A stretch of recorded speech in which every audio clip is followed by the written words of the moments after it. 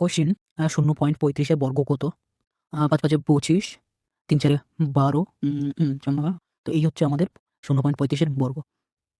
তো স্টুডেন্ট, তোমাদের আজ আমি এমন ট্রিক শেখাবো যার মাধ্যমে তোমরা সেকেন্ডে যে কোনো সংখ্যার বর্গ বার করতে পারবে, যে সংখ্যা ৫ দিয়ে শেষ হয়, মানে যে সংখ্যার শেষে ৫ থাকে। তাহলে আর দেরি না করে চলো শুরু করা যাক। ট্রিকটা সিম্পল। প্রথমে কি করবে, 5কে লাস্ট থেকে 5কে আলাদা করবে, আর বাকি যত সংখ্যা থাকবে তাকে আলাদা 2 ভাগে ভাগ করে নেবে। এবার 5কে সরাসরি ৫-এর বর্গ করবে, ঠিক আছে?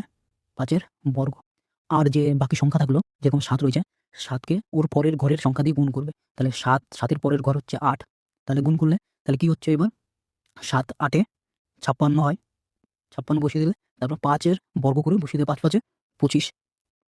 এই হয়ে গেল আমাদের ৭৫-এর বর্গ।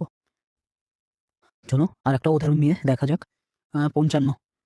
তাহলে লাস্টের 5কে আলাদা করে নিলাম, বাকি সংখ্যা, বাকি আরেকটা 5কে আলাদা। লাস্টের 5-এর বর্গ 25, আর বাকি 5কে পরের ঘরের সংখ্যা দিয়ে গুণ, ৫ ৬ 30। এই হয়ে গেল আমাদের স্কোয়ার। চলো আরেকটা এক্সাম্পল নিয়ে দেখা যাক।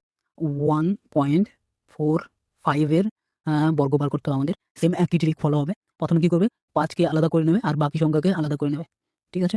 তারপর 5-এর স্কোয়ার করে লিখে দেবে। আর বাকি সংখ্যা থাকলো তাহলে 14, 14-র পরের ঘর হচ্ছে 15, 14কে 15 দিয়ে গুণ করলে হয় 210, তাহলে 210 লিখলে তারপরে দেখতে হবে আমাদের যে দশমিক কয় ঘর পর রয়েছে। আমরা দেখতে পাচ্ছি দশমিক 2 ঘর পর রয়েছে, ওকে ডবল করব, তাহলে 4 ঘর হয়ে গেল। 4 ঘরে দশমিকটা লিখে দেবো।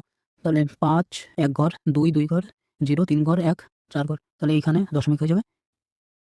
এই হচ্ছে আমাদের 1.45 এর square. Thank you for watching.